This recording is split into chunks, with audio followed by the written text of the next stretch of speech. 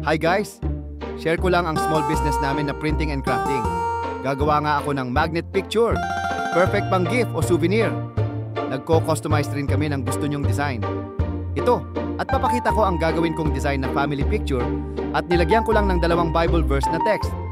Ang ginamit namin ay RC satin photo paper. Waterproof na siya, kaya sure na long-lasting at di madaling mabasa ang print. Nilagay ko na nga rin ang yellow basket ng photo paper na ito para kung order ka, legit shop yung ma-orderan mo. Yung picture, ipinatong ko ito sa Shakwak magnet sheet na 4R size.